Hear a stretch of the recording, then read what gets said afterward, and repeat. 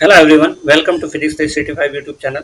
मैं हूं वाई के शर्मा और फिजिक्स 365 पे जो वीडियो अवेलेबल होते हैं वो क्लास 11, 12, नीट, जेई और अदर कॉम्पिटिटिव एग्जाम के लिए काफ़ी यूजफुल होते हैं। ये जो वीडियो है वो क्लास 12 के लिए इलेक्ट्रोस्टैटिक का 11वां वीडियो है और हम अभी कूलाम का नियम टॉपिक चल रहा है, जिसमें ये कूलाम के नियम पर ये 5वां वीडियो है। पहले वीडियो में हमने बेसिक बातें कूलाम का नियम देखा था, दूसरे में इंपॉर्टेंट पॉइंट्स किए थे अबाउट कूलाम के नियम के, और उसके बाद में हमने 2 वीडियो में न्यूमेरिकल करवाए और अभी ये वीडियो भी आंकिक प्रश्न के लिए ही है। न्यूमेरिकल इसमें हम करने वाले हैं। ये न्यूमेरिकल कुछ प्रैक्टिस के और कंसेप्चुअल न्यूमेरिकल है, तो बने रहिए हमारे साथ। देखते हैं। तो हमारे पास 2 आवेश है Q1 और Q2। पहला सवाल लेते हैं आज का। 2 आवेश है हमारे पास Q1 और Q2, तो दोनों में आकर्षण बल लग रहा है। यदि 2 आवेश Q1 व Q2 के मध्य आकर्षण बल लगता है, आकर्षण बल लगता है। 2 आवेशों के मध्य क्या लगता है? आकर्षण बल लगता है। तो सही संबंध है, सही संबंध है। क्या है देखते हैं। ये दिया हुआ है अपने पास Q1 Q2 लेस देन 0। इसका मतलब Q1 और Q2 की जो वैल्यू है वो लेस देन 0 होगी, यानी कि नेगेटिव होगी। Q1 Q2 ग्रेटर देन 0, ठीक है। ग्रेटर देन 0 का मतलब कि ये वैल्यू पॉजिटिव होगी, और Q1 Q2 इक्वल टू 0। और एक और कर सकते हैं, Q1 Q2 greater than 1.6 into 10⁻⁻⁻19 coulomb, ये दिया हुआ है। तो ये जो वैल्यू दी हुई है, इसके आधार पर ये एक वर्ड लिखा हुआ है आकर्षण। इसके आधार पर इन चारों में से क्या आंसर निकलेगा वो हम देखते हैं। तो कूलम का नियम क्या है?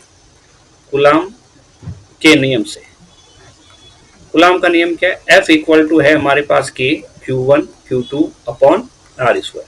अब हमें ये देखना है कि अगर दोनों आवेश सहजाती है, यानी कि एक प्लस है और एक माइनस है, तो क्या होगा? एक प्लस है, ये सहजाती आवेश कहलाता है। सहजाती आवेशों का मतलब समान प्रकृति, दोनों माइनस भी हो सकते हैं। और जब ये रखे हुए हैं कुछ दूरी पर, तो इनमें कौन सा बल लगता है? प्रतिकर्षण, ठीक है। तो ऐसी स्थिति में अगर हम Q को पॉजिटिव रखते हैं, K अपॉन R स्क्वायर, पहला Q भी पॉजिटिव है और दूसरा Q भी क्या है? पॉजिटिव है,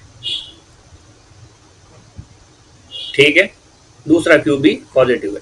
तो ऐसे में जो फाइनल आंसर आएगा वो आएगा पॉजिटिव, और K Q1 Q2 upon R square. ये कांस्टेंट है जो नेगेटिव होता नहीं है, R डिस्टेंस है जो नेगेटिव होगी नहीं, और इसका फाइनल रिजल्ट क्या आ जाएगा? पॉजिटिव आ जाएगा। और ये प्रतिकर्षण को शो करेगा, प्रतिकर्षण।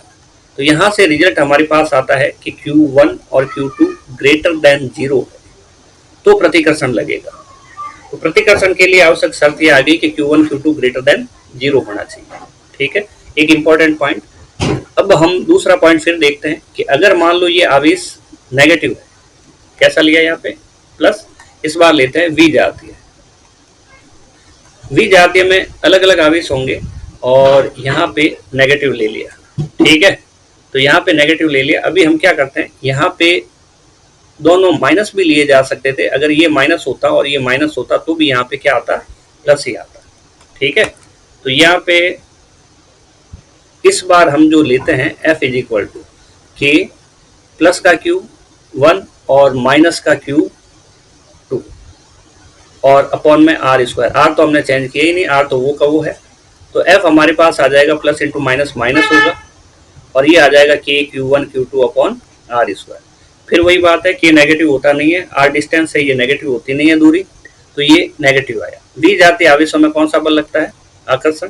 तो हम कह सकते हैं कि नेगेटिव साइन जो है वो आकर्षण को प्रदर्शित करता है। और ये वैल्यू कुछ भी होगी, नेगेटिव है, और अगर नेगेटिव है तो हमें पता चला भाई Q1 Q2 जो है वो लेस देन 0 है।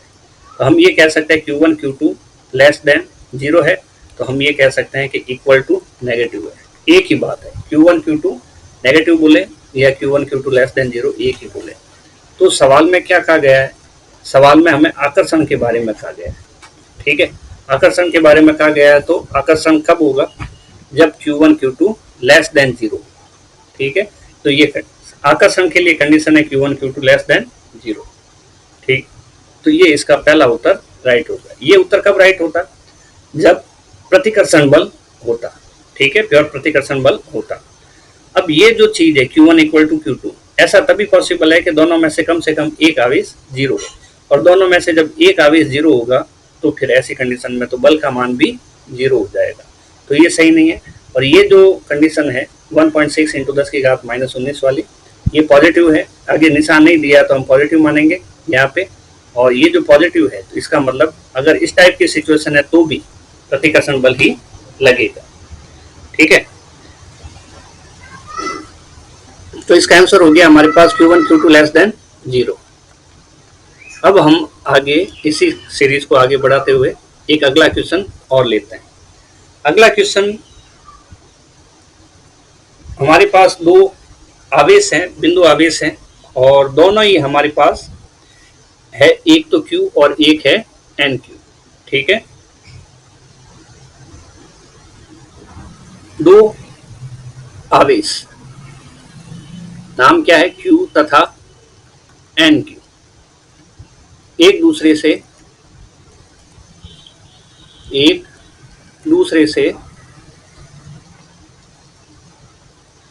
R दूरी पर रखे गए, ठीक है। तो अभी हमें क्या एक तीसरा चार्ज लेके आना है और कहीं पे ऐसी जगह रखना है कि जहां पे साम्य की अवस्था प्राप्त हो सके। अब तीसरा आवेश Q को कहाँ रखा जाए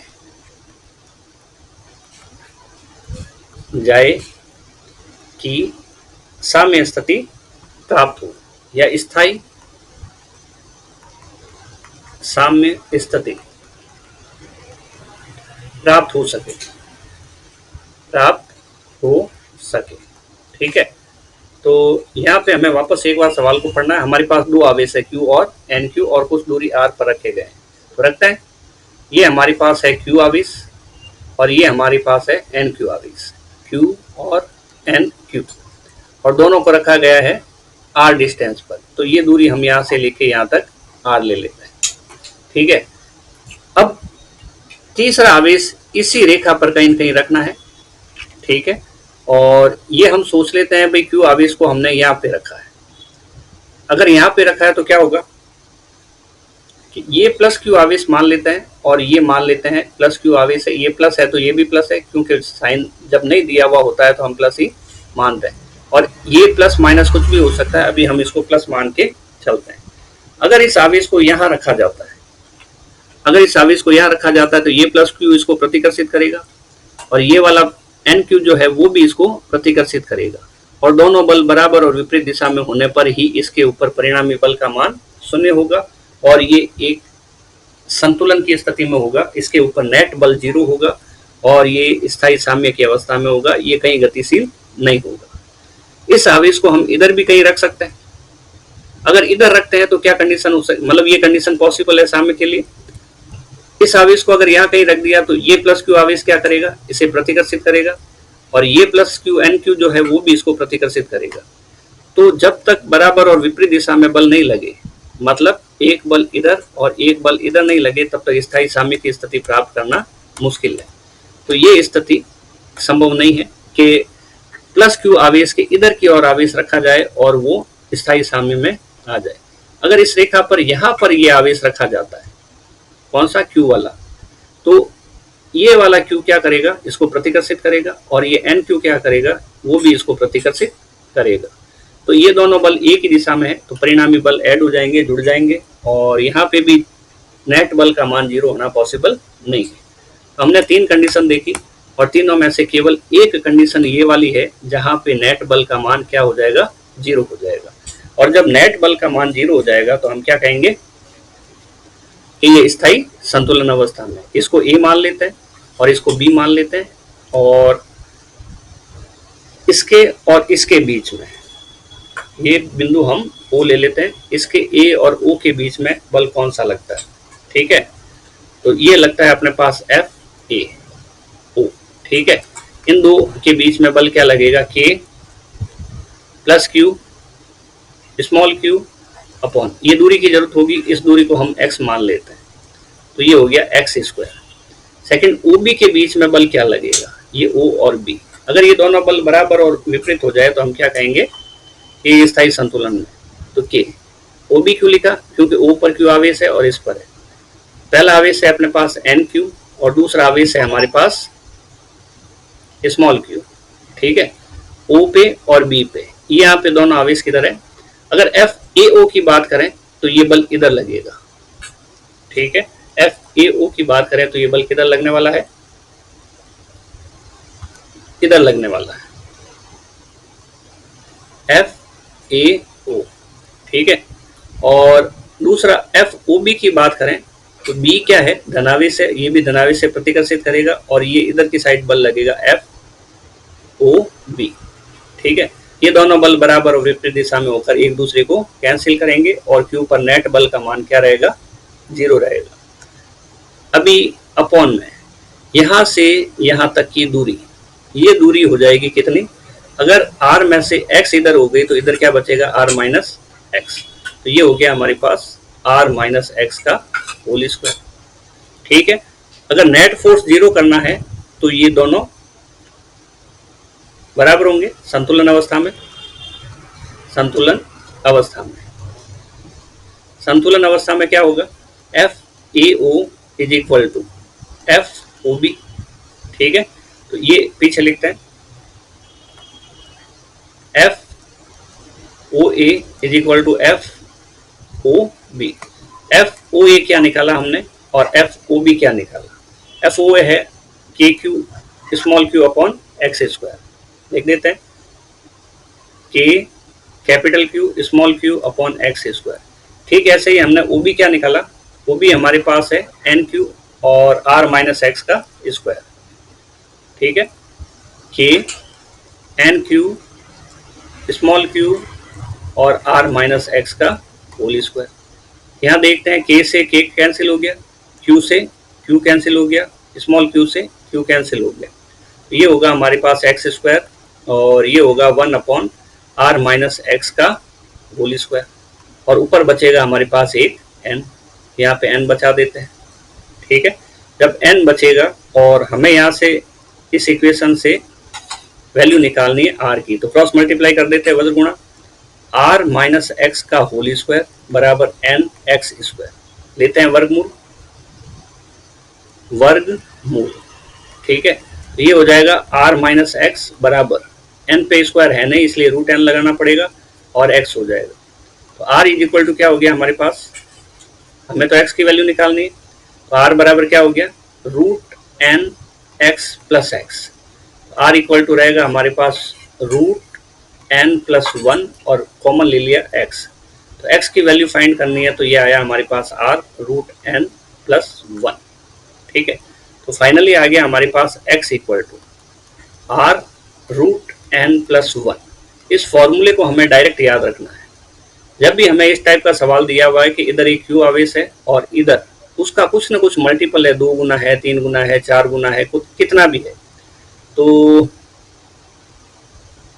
यहाँ पे हम NQ लेते हैं और यहाँ पे लेते हैं सपोज कोई भी दूरी r ले लेते हैं। तो अगर दोनों आवेश प्लस के हैं, अगर दोनों आवेश प्लस के हैं तो यहाँ पर ही आवेश रखा जाएगा। छोटे आवेश से जो दूरी है x, उसकी जो वैल्यू है वो इस सूत्र से दी जाएगी। अगर ये दोनों आवेश विपरीत हैं, एक प्लस का है और एक माइनस का है, तो ये सूत्र बनेगा r और ये बनेगा रूट n और यहाँ हो जाएगा माइनस। इसी तरह से इसको निकाला जाएगा। ये किसके लिए है, विपरीत आवेशों के लिए, लेकिन अभी क्या है, सजातीय आवेश है ये। तो ये फॉर्मूला हमें याद रखना है, इससे दूरी अपने पास डायरेक्ट आ जाएगी। इसी फॉर्मूले के ऊपर बेस्ड एक क्वेश्चन करते हैं कि क्वेश्चन यही है, चेंज नहीं है, और ये हमें दिया हुआ है एक आवेश सपोज E है और दूसरा आवेश 4E है, ठीक है। और ये जो दूरी दी हुई है 9 सेंटीमीटर है, तो अब ये बताओ कि वो आवेश कहाँ रखा जाए जहां पे वो स्थायी संतुलन में रह सके, इक्विलिब्रियम में रह सके। तो वो आवेश हम छोटे आवेश से यहाँ पे रखेंगे x डिस्टेंस पर, और x का फॉर्मूला हमारे पास क्या हो जाएगा कि Q1 Q2 upon x square. ये इतना सब कुछ करने की जरूरत नहीं है। x की सीधी सी वैल्यू क्या आ जाएगी हमारे पास, फॉर्मूला लिखते हैं r√n+1। r की वैल्यू फॉर्मूले ये क्या दी हुई है 9, n की वैल्यू क्या है देखो n ही होता है 4 है, n की वैल्यू कितनी है 4 है, तो हम लिखेंगे 4 रूट में और +1, तो 9/2 + 1 बराबर 9/3, ये आ जाएगा 3 सेंटीमीटर। ठीक है, तो अगर हमें ये कहा जाए कि ई से दूरी निकालो तो हम कहेंगे ये 3 सेंटीमीटर है, और अगर हमें कहे 4e से दूरी निकालो तो हम करेंगे टोटल डिस्टेंस 9 है, उसमें से 3 घटाया तो ये हमारे पास रहा 6 सेंटीमीटर। तो यहाँ से ये दूरी रहेगी 3 सेंटीमीटर, और अगर हमें 4e से दूरी निकालनी है तो ये वाली दूरी हमारे पास कितनी रहेगी 6 सेंटीमीटर। तो आज के वीडियो में इतना ही।